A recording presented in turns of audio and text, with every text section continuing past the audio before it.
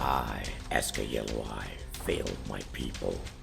My raiders drown, the longships sink, the fields go fallow, and our families starve.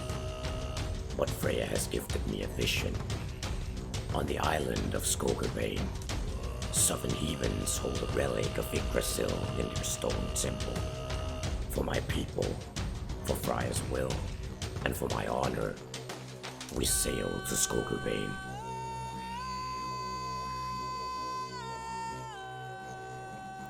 Hello, welcome to MJR RPG, a podcast for tabletop role-playing game reviews, replays, and such. Following is an overview of my own Call of Cthulhu, Cthulhu Dark Ages scenario, Branches of Bone. As with my reviews, I'll give a quick hint at what it might be like for players, then dive deeper into a spoiler-full discussion with suggestions and tips for keepers.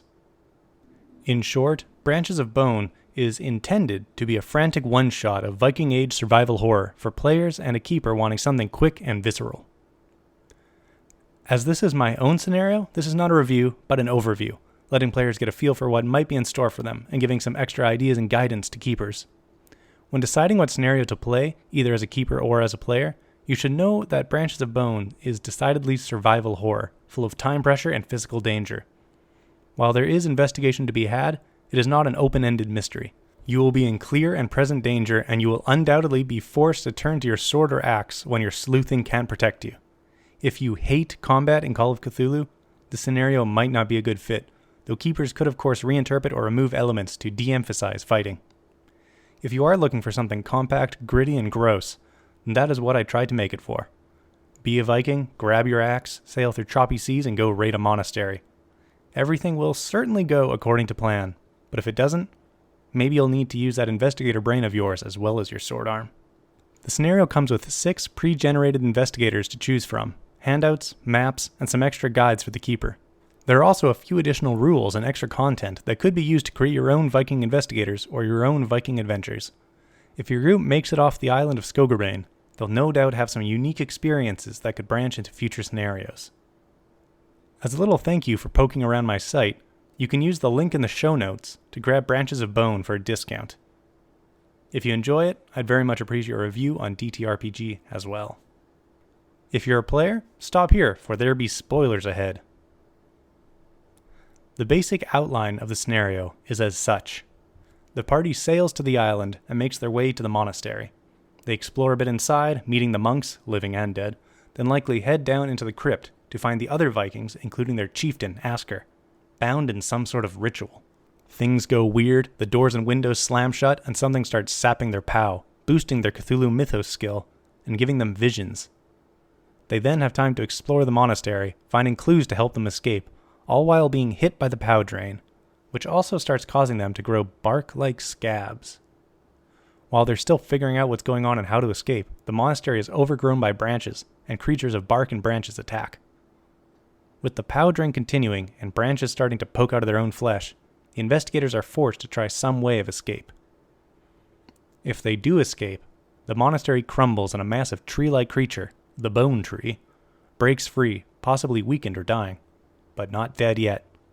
It chases the investigators across the island back to the boat, then out to the sea before perishing or vanishing beneath the waves. There are of course variations, and the players will do what players do, but this is a very narrow scenario in both location and time constraints. The party is stuck inside a crumbling church, and they are slowly turning into tree people. There are a handful of ways out, with plenty of clues for the keeper to hand out in varying degrees, depending on how obvious they want to make it. Here are a few extra points I found through the playtest that aren't directly spelled out in the scenario text. If none of the players use the steersman pregen, or if none of them have pilot boat skill at about 30 or so, it might be a good idea to include the steersman as an NPC. Otherwise, the group will likely suffer some damage just rowing into the island without being able to do much about it. And if you use the end chase scene, which I highly recommend, more on that later, the party will be absolutely destroyed if they don't have a competent pilot. The translating Vikings should begin speaking quickly and make a point of emphasizing the different languages they are speaking. The party should recognize one is speaking Old English, as it's the same language the monks speak, potentially Celtic as well if they heard Emin on the bluff. In 2 of my playthroughs, the players did not figure out how to use the translators, and therefore missed out on some fun role-playing and extra clues. Have Asker slightly react to his child and maybe hint at, or straight up ask, for an interpersonal role from the child player. In none of my playthroughs did the party manage to snap Asker out of his funk, outside of stabbing him to death, though that was largely my fault for not asking for a role or hinting it would even be possible. This would be a great opportunity for some role-playing and humanizing Asker a touch.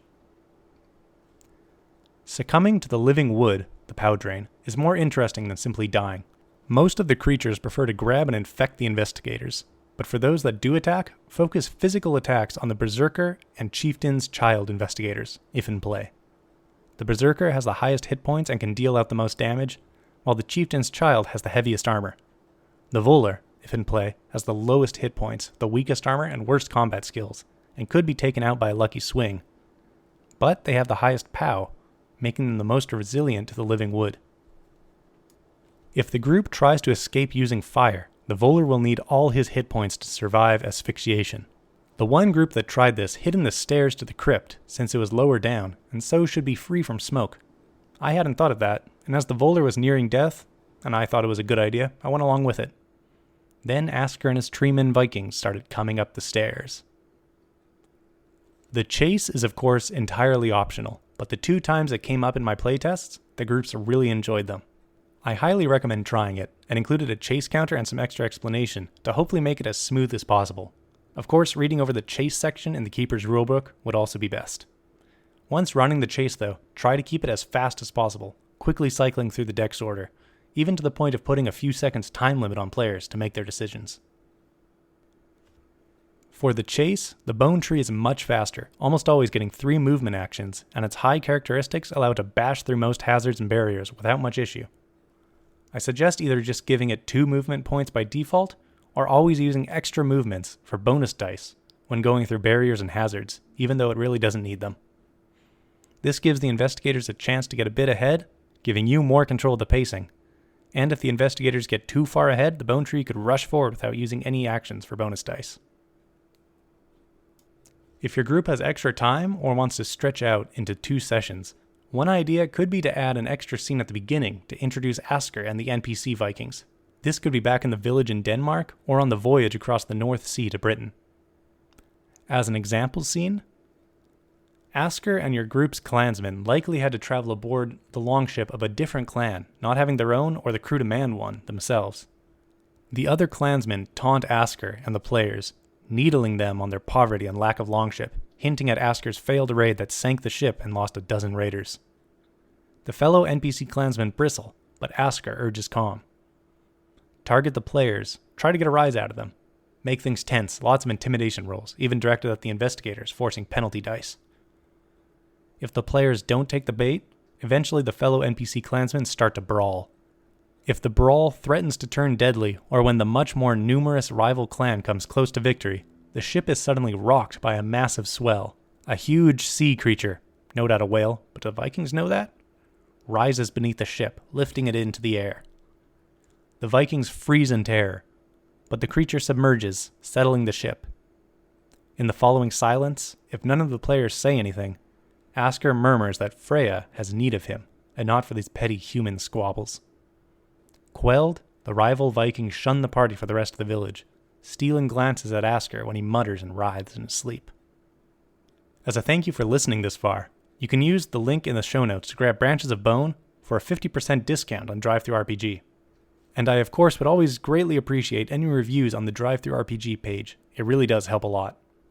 If you have any questions or comments, you can always leave a discussion entry on the DriveThruRPG page, hit me up on Discord, I'm usually on the Good Friends of Jackson Elias Discord server, or on most social sites where I'm MJRRPG. Until next time, have a good one.